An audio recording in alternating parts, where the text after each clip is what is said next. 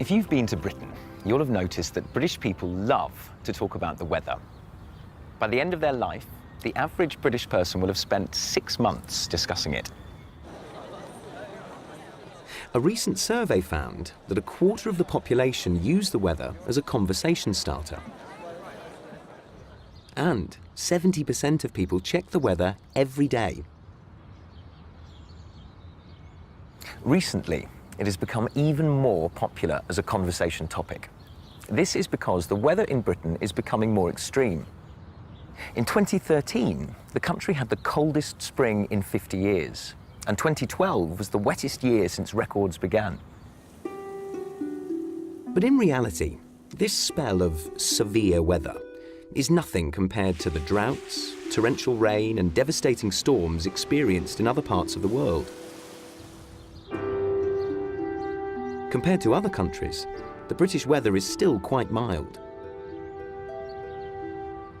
Some people say this is why we love talking about it.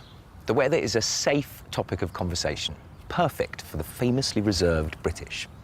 But whatever the reason, one thing is certain. This national obsession with weather shapes our everyday lives and has had a huge social impact, influencing the country's economy and its politics. In 2011, the British Chancellor, George Osborne, blamed the weather for the country's disappointing economic performance, because the winter of 2010 had been the coldest and snowiest in decades. He wasn't the first politician to blame the weather.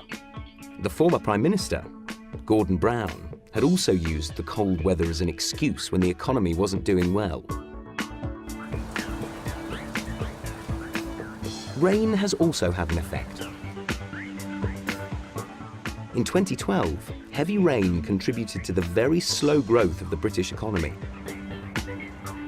People stopped going out to buy things in shops, eat in restaurants, or socialise in pubs and cafes. Instead, they stayed at home and kept their money in their pockets. But the role of weather in British politics isn't confined to the economy. British elections are almost always held in the spring or the summer. This is because politicians believe people are more likely to come out to vote if the weather is good.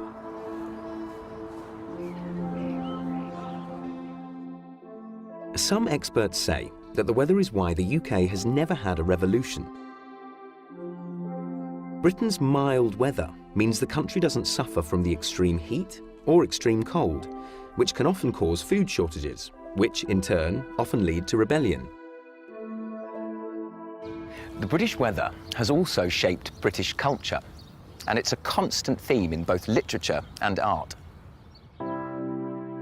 Many of the great British artists, such as Turner and Constable, found inspiration in Britain's weather. It appears in many famous British plays, books and poems, and features heavily in the work of the country's most famous writer, William Shakespeare. In fact, the weather has even had a huge impact on our language, and there are lots of weather idioms in English.